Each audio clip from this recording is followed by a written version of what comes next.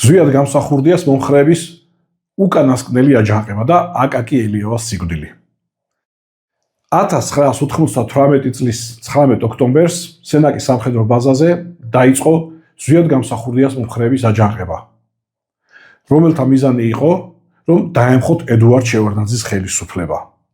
აჯანყებულები დაიძრნენ ქუთაისისაკენ სამხედრო ბაზიდან, გაიყვნენ ორ ნაწილად, ერთი ნაწილი წამოვიდა ხონიდან, მეორე წამოვიდა პირდაპირ გუბისწყალით და ისინი უკვე წუთი-წუთზე შევიდოდნენ ქუთაისში. ამ ამბოხებამდე ცოტა ხნით ადრე საქართველოში ჩამოვიდა გამსახურდიას უზენაესი საბჭოს თავმჯდომარის მოვალეობის შემსრულებელი ნემო ბურჭულაძე და მას უნდა აღმოეჩინა მთავარი პოლიტიკური მხარდაჭერა ამ ამბოხისათვის. ნემო ბურჭულაძე ჯერ ჯგუფთან ერთად იმყოფებოდა აჭარაში, ხოლო როდესაც ამბოხება დაიწყო, წამოვიდა აჭარიდან და ჩუმად შევიდა ქუთაისში და ელოდებოდა უკვე მათ შემოსვლას.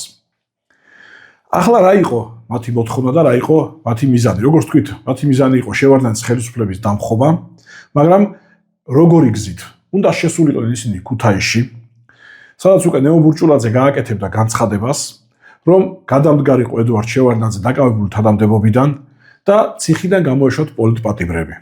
ვინ იყვნენ ეს პოლიტპატიმრები? პოლიტპატიმრები იყვნენ გურამ აფსანძე, მათ შორის და ლოთი ქობალია. გურამ აფსანძე იყო გამსახურდიას მთავრობის წევრი, ამავე დროს ის დასახელებული იყო 1998 წლის 9 თებერვლის ედუარდ შევარდნაძეზე თავდასხმის ერთ-ერთ ორგანიზატორად.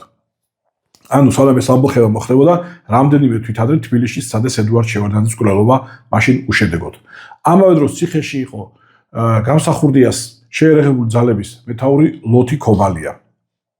მათი გამოშვებით და სხვა პოლიტპატიმრების გამოშვებით, შემდეგ ესენი მოითხოვდნენ უკვე ხელახალ არჩევნებს. ალბათ შევარდნაძეს შემდეგ დააპატიმრებდნენ, როგორი გეგმაც ჰქონდათ.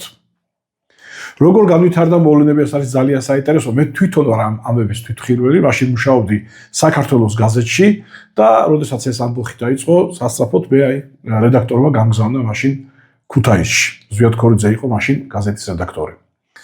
ძალიან გაურკვეველი სიტუაცია იყო, წუთი-წუთზე შეიძლება შემოსულიყვნენ გამსახურდიას მომხრეები, ისმოდა სროლის ხმაც ქუთაისთან, რაც ძალიან კარგად დაამახსოვრდა და ახლა რამდენიმე წლის შემდეგ მე გავაკეთე ამის შესახებ დოკუმენტური ფილმი. გამსახურდიას უკანასკნელი მეომრები.